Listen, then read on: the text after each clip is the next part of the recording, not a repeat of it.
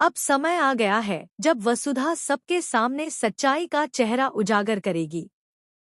जिस घर में अब तक झूठ, चालाकी और स्वार्थ की दीवारें खड़ी थीं, वहां अब सच की आंधी चलने वाली है। जी हाँ दोस्तों, आज की रात वह मोड़ लेकर आई है जिसका इंतजार लंबे समय से था। अब वसुधा करेगी सारिका और करिश्मा का पर्दाफाश।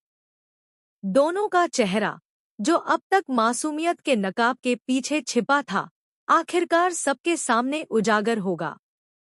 वसुधा को आखिरकार मिल चुके हैं वो सबूत, वो सच्चाई, जो साबित करती है कि सारिका और करिश्मा मिलकर चंद्रिका को ब्लैकमेल करने की साजिश रच रही थी।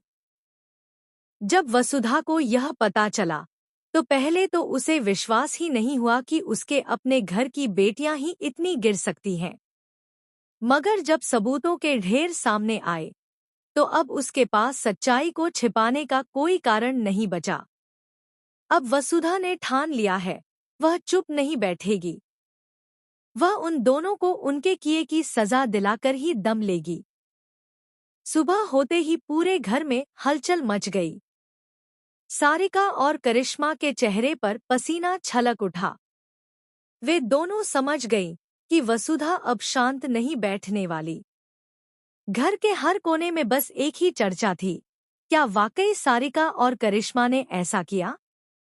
हर कोई कानाफूसी कर रहा था, पर असली तूफान तो अब आने वाला था। जैसे ही वसुधा ने सबको मुख्य हॉल में बुलाया, माहौल में सन्नाटा छा गया।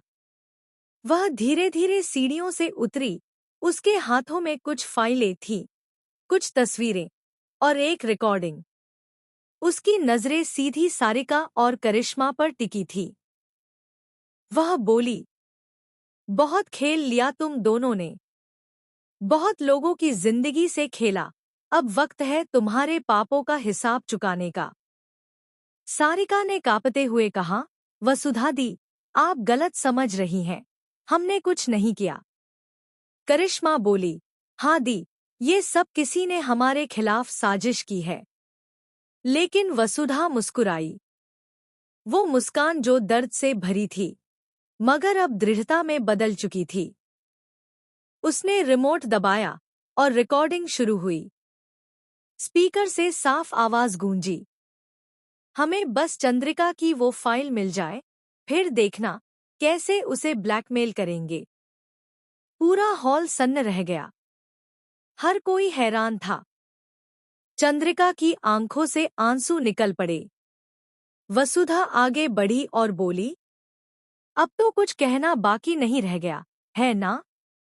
यह तुम्हारे अपने शब्द हैं, करिश्मा, और ये सबूत तुम्हारे झूठ से कहीं ज्यादा मजबूत